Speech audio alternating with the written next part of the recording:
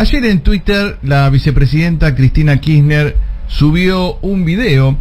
Dijo: anoche, extraordinaria intervención de Leandro Santoro, legislador del Frente de Todos en la Cava, comprensión política, precisión semántica y objetividad en el análisis. Mírenlo, vale la pena. ¡Pah! Y estamos en comunicación con Leandro Santoro. ¿Qué tal, Leandro? ¿Cómo va? Bueno, flor de elogio te ligaste.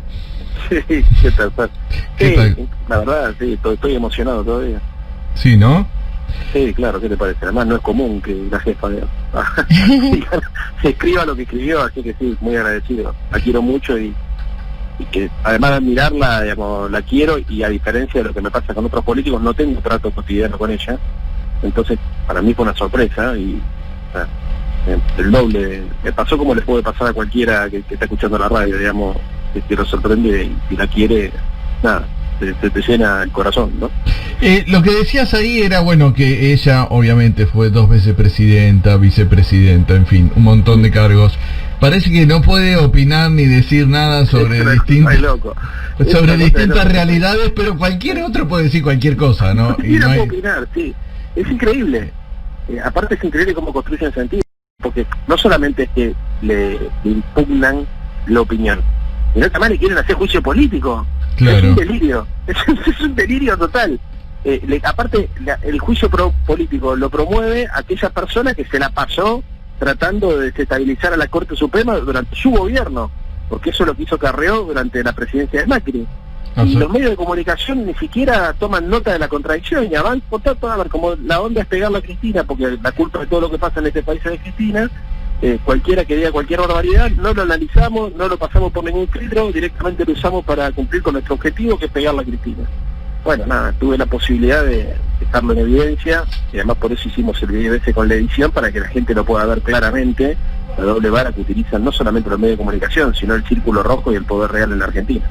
Lo que estuvo diciendo Elisa Carrió cuando era una figura importante, ¿no?, del oficialismo en ese momento, durante tanto tiempo, sobre que era presidente de la Corte, que decía que era un delincuente, que robaba. Con el agravante, Fernando, con el agravante que en realidad ella utilizaba eso para pegarle a Macri, porque claro, decía que el que lo bancaba era Macri, y además le pegaba a Lorenzetti y a Garabano. El ministro de Justicia, así que decía. Claro, ¿me entendés? O sea, es una cosa insólita. Claro. Ojo, y en eso tenía razón. Porque esto es lo más loco de este texto. O sea, en todas las cosas que decía sobre la justicia, digamos, ¿te acordás que lo denunciaba Pepín Rodríguez, Altano Angelici? O sea, lo único que no denunció fue la mesa judicial, ni el espionaje ilegal. Pero después, en todas las críticas que hacía al gobierno de Macri, tenía razón. Ahora, que lo diga ella es un aporte para la República y para el Estado de Derecho. Si lo decimos nosotros, es un proceso de desestabilización, es una locura. Absolutamente. Y yendo al tema bueno, después habló Alberto Fernández y coincidió con muchos de los puntos de vista de Cristina, y en sus críticas a la Corte Suprema, a su funcionamiento, él dijo una discrecionalidad pasmosa con la que funciona la Corte, Sí. Pero da la sensación como que hay diferentes miradas sobre cómo avanzar en ese problema, ¿no? En el gobierno dice no hay que hacer ni juicio político, ni modificar la cantidad de miembros de la Corte. Bueno, no queda muy claro cómo piensan avanzar. ¿Cómo ves vos esa situación? Con la misma preocupación que le está describiendo vos. De hecho, yo creo que este era un tema para atacar el 12 de diciembre. 12 de diciembre. Tendríamos que haberle contado a la sociedad todo lo que pasó, inclusive yo hubiese hecho una presentación política contundente donde se pueda documentar todas las arbitrariedades, los abusos de poder, porque ¿sabes qué pasa? Incluso a la gente que no cree en nosotros y que está convencida que en la Argentina durante el kirchnerismo hubo un enorme proceso de corrupción y todas las cosas que instalaron los medios de comunicación, tampoco le sirve que la justicia sea tan parcial y que esté tan cuestionada, porque en definitiva hoy la justicia tiene el 90% de rechazo, porque la gente que piensa como nosotros, Fernando, habla del lawfare, habla de la utilización política del poder económico sobre el poder judicial para llevar adelante sus negocios, bla, bla, bla. Y la gente que está en contra de nosotros dice que no hay nadie preso, que no fueron a fondo, que pactar. Por eso tiene, digamos, la justicia no le cree a nadie, no, de ningún lado de la grieta le cree. Entonces, con este sistema judicial, y esto hablando solamente de los delitos que tienen que ver con la administración pública, o con la sospecha de delitos que tienen que ver con la administración pública, pero después si hablamos de quiénes son los que van en cana en la Argentina, también todos nos ponemos de acuerdo que si tenés plata no vas preso nunca y que la cárcel está llena de pobres, ¿no? Sí. Entonces, es increíble cómo el sistema político argentino, independientemente de quiénes sean o en qué partido político estén, no se ponen de acuerdo en tratar de construir un sistema judicial que tenga el consenso de todos, porque la verdad que la sensación de impunidad que se siente en la Argentina, increíblemente se siente de los dos lados de la grieta. Entonces, para mí es muy importante, hubiese sido muy importante tratar de generar un consenso amplio al principio del gobierno sobre esto, porque creo que se tenía la posibilidad de dar este debate de cara a la sociedad, inclusive tratar de avanzar sobre algunos acuerdos políticos con algunos sectores más racionales de la oposición. Ajá. Ahora no sé cómo se va a hacer, digamos, no. Yo creo que es muy importante ejercer la docencia y tratar de explicarle a la sociedad nuestras verdades, nuestra lectura de la realidad y generar conciencia y poner luz sobre este poder que es súper opaco. Sí. Pero yo creo que teníamos posibilidad de haberlo hecho práctica. O sea, para vos no era un tema que debía esperar, porque viste que está el tema, bueno, ocupémonos de lo económico, después apareció la pandemia y ocupémonos de otras cosas. No es un tema que quedara para después, era un tema que había que avanzar enseguida. Pero es que el manual, desde Maquiavelo hasta acá, siempre te dicen lo mismo, pasando por Henry Kissinger y por todos los que entienden de la administración de la política de Estado, de las políticas de Estado, dicen los temas más ásperos y más controversiales al principio. ¿Entendés? Leandro, esto era un tema áspero y controversial, porque a ver qué pasa, y que hay que hacer algo importante. A mí no me preocupa el lawfare solamente por la persecución a los dirigentes políticos, o que eso me incluya en algún futuro a mí. A mí lo que me preocupa es el lawfare en términos de la utilización del poder económico y financiero de la justicia para generar nichos de beneficios y de privilegios. Porque nosotros muchas veces decimos, bueno, el lawfare, pero ¿qué es el lawfare? El lawfare es, por ejemplo, que te amenazan con que no vas a poder cobrar el apoyo extraordinario a las grandes fortunas. O el lawfare es que la Corte se queda con la causa de la discusión de la coparticipación para apretarlo al gobierno con el objetivo de que no le saquen la guita que maneja la Corte Suprema. Entonces es un poder que, digamos, que lo que termina haciendo es tomando decisiones políticas y alterando la vida económica y social de los argentinos. Y a mí eso también me parece un tema interesante. Nosotros, porque esta discusión no puede ser solamente la discusión de los que estamos politizados. Nosotros tenemos que tratar de poner esta discusión en términos de la sociedad y que le llegue este debate a los sectores que tienen menos formación política o menos información política porque viven una vida más replegada de su individualidad. Entonces hay que sacar esto solamente, no tiene que ser un tema de los políticos, a eso me refiero, tiene que ser un tema de la ciudadanía y hay que entender que el Estado de Derecho es fundamental para garantizar una democracia inclusiva. Leandro, y hablando de lawfare y de plata, hablando también un poco de tu rol de legislador porteño y toda la discusión que se abrió a partir de la plata que transfirió Mauricio Macri a Larreta de recursos de origen nacional a la ciudad, como porteños y como legislador porteño de opositor al oficialismo local, ¿cómo crees que se puede reacomodar en términos de opinión pública también, incluso para los votantes de esta ciudad, esa discusión? Porque muchas veces lo que se dice, bueno, por lo pronto consiguió más plata para los porteños, para hacer veredas o para hacer obra pública, y después a partir de ahí Larreta utiliza ese discurso para de alguna manera victimizarse. Claramente, sí, y los medios de comunicación y el sistema, todo el poder, el círculo rojo trabaja para darle volumen político a Larreta para hacerlo candidato, volumen político que naturalmente no tiene, porque no es un tipo que tome posición sobre los temas nacionales, ¿no? Pero bueno, han utilizado esta controversia, digamos, para tratar de darle más proyección. Pero viste que se armó la discusión de decir, bueno, si sos bonaerense tenés que defender los recursos de la provincia, si sos porteño tenés que defender los recursos de la ciudad, no importa de qué partido o de... No, pero eso está bien. A ver, eso está bien. Yo quiero más recursos para mi ciudad, pero los quiero de manera legal. ¿Me entendés? Que fue lo que le dije en la legislatura a los muchachos. Dije, muchachos, ustedes están confundidos, acá no se está discutiendo la coparticipación, se está discutiendo un plus de coparticipación que con la excusa de la transferencia de la Policía Federal le dieron a la Ciudad de Buenos Aires por decreto. ustedes lo que tendrían que haber hecho era pedirle a Macri que se los pase por ley del Congreso. Entonces, en vez de agarrar y decir, che, pasárnoslo por ley del Congreso, así nos quedamos tranquilos, que esto lo vamos a tener siempre, se hicieron los 11, hicieron pelito para la vieja, y le acertaron la lista por decreto, y la fueron imputando sucesivamente a los distintos presupuestos.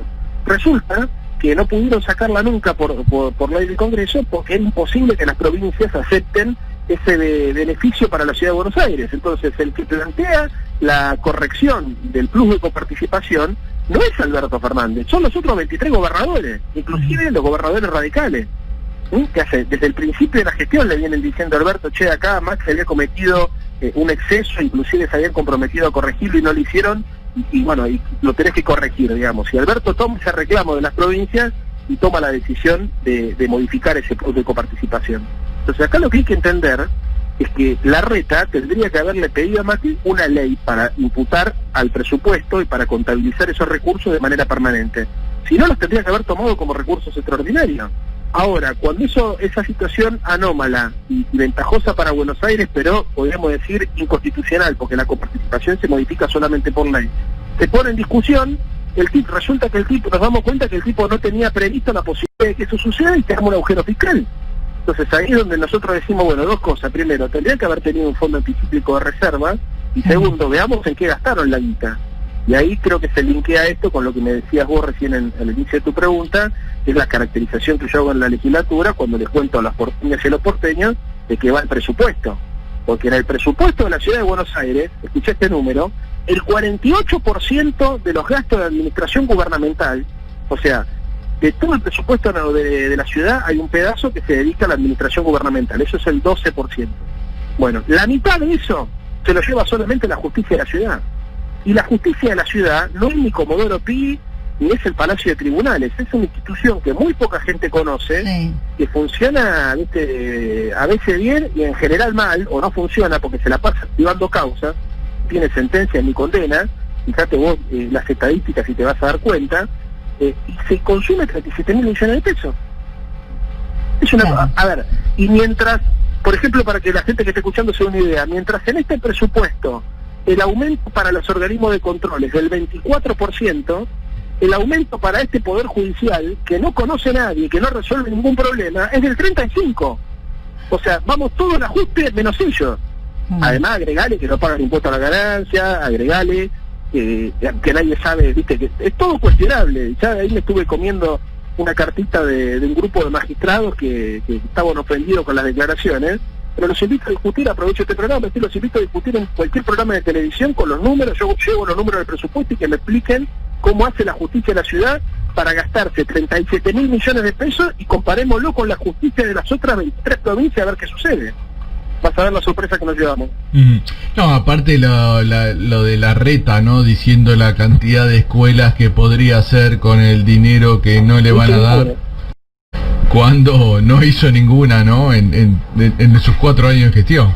Pero a ver, yo cuando hablo de la justicia en la ciudad, porque es una caja política. Vos, mira, yo te pongo un ejemplo porque lo llamé a Gerardo para preguntarle, ¿cuánto gasta Santiago del Estero? El presupuesto de Santiago del Estero son 110.000 millones de pesos. ¿Sabés cuánto gasta Santiago del Estero en mantener su poder judicial? ¿Cuánto? 2.000. Claro. 2.000. Sí, sí. Contra 37.000 millones, está bien, de un presupuesto de 650, pero igual la proporción es gigante. Se gasta más en el poder judicial que en la suma de lo que sale toda la legislatura de la ciudad, todos los organismos de control y todo el gabinete de Horacio Rodríguez Larreta. No, es absolutamente desproporcionado. Como digo en el discurso, estos tipos tienen a favor que si yo te digo, a ver, después de los 6 o 7 ceros, para la gente común es inimaginable cantar. Entonces claro, nunca terminamos de saber si es mucho o es poco. Bueno, 37.000 millones de pesos en un poder judicial como el de la Ciudad de Buenos Aires, que no tiene transferido la mayoría de los delitos, porque no investiga ni la corrupción, ni asesinato, ni homicidio, porque esos son delitos que investiga la justicia nacional, es una fortuna, es un delirio, ¿se entiende? Entonces, cuando vos decís, che, ¿y ese plus de coparticipación en dónde fue? Y fíjate, porque es cierto, aumenta el presupuesto de publicidad, pero publicidad son 2.450 millones de pesos, estos son 37.000, es un delirio. Y viste, no me lo discute nadie, ¿eh? Sí. Porque yo subí este video a las redes sociales y no me lo discute. Fíjate que en varias notas dijeron que se hicieron todos los onzos, hacen como que este tema no estuviese pasando, pero es el tema uno de los temas más importantes, porque hace también a cómo se administra los recursos de las porteñas y de los porteños y de los contribuyentes. Entonces es un debate que estaría bueno que el gobierno de la ciudad se animara a ver. Y viste que, no sé si te enteraste, hay un grupo de radicales liderado por José Cano que le quiere hacer un juicio político a Ginés González García, el ministro de Salud, por el tema de las vacunas. ¿Qué opinión te merece esto de tus, digamos... Los que dejaron vencer millones de vacunas, la verdad que, muchachos, si quieren que hablemos de vacunas, hablemos de la vacuna que compraron ustedes, que la dejaron vencer en un frigorífico, ni siquiera las tenían contabilizadas, aparecieron con el gobierno del Frente de Todos, ni siquiera las tenían contabilizadas en el ministerio. A ver, insisto con lo mismo, o sea, la política se tiene que desjudicializar y la justicia se tiene que despolitizar. Esto de, viste, yo te hago juicio político, me parece que es una chantada que sirve para mostrar que tenés iniciativa política, pero que en el fondo todos sabemos que solamente es una operación de marketing o de prensa. Pero lo que pasa es que eso termina desgastando la relación de la sociedad con la política.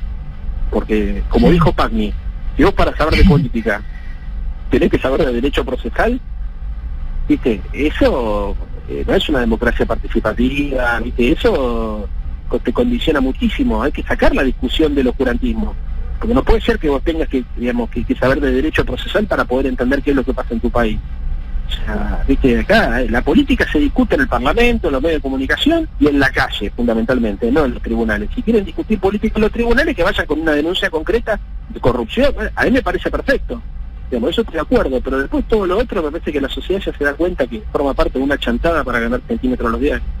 Leandro, y para terminar, bueno, el video termina, que me pareció muy bueno, con una discusión con Luis Rosales, ¿no?, que es periodista y político de derecha, donde, bueno, vos le recordás su defensa del modelo chileno, que fue una cosa de como del sentido común que buscó instalar la derecha durante muchos años, el éxito, ¿no?, del modelo chileno, y que ahora nadie habla, ¿no?, de todo lo que pasó, que llevan un año prácticamente de protesta permanente, ¿no? Sí, terrible. Aparte, lo gracioso fue que ni siquiera fue a los 15 días, a los 5 días que Rosales me había hecho esa defensa del modelo chileno, voló todo por el aire. Era muy gracioso, digamos, ver el contraste de las imágenes. Gracioso y triste también, obviamente. Sí. Ahora, lo peor de todo es que cuando le preguntás hoy qué modelo tienen en mente, yo decía que lo escuché cuando vi el programa, cuando vi el video del programa, no lo escuché en vivo. Pero ellos hoy defienden el modelo de Trump y de Bolsonaro. O sea, se fueron más a la derecha inclusive. La verdad que es sorprendente. En su momento no me di cuenta, cuando estábamos en el programa no me di cuenta, pero después cuando vi la repetición y lo vi grabado dije, están diciendo Trump y Bolsonaro. Yo pensé que era tan delirante que era imposible que alguien se animara a sostenerlo en público. Porque, digamos, si hay dos países donde justamente se complicó la economía, digamos, fundamentalmente también la cuestión sanitaria se complicó muchísimo y generaron un nivel de polarización horrible de sus sociedades, es en Chile, en Brasil y en los Estados Unidos de Trump, ¿no? Así es. Muy bien, Leandro Santoro, legislador de porteño, asesor presidencial, muchísimas gracias por esta comunicación. Abrazo. Abrazo.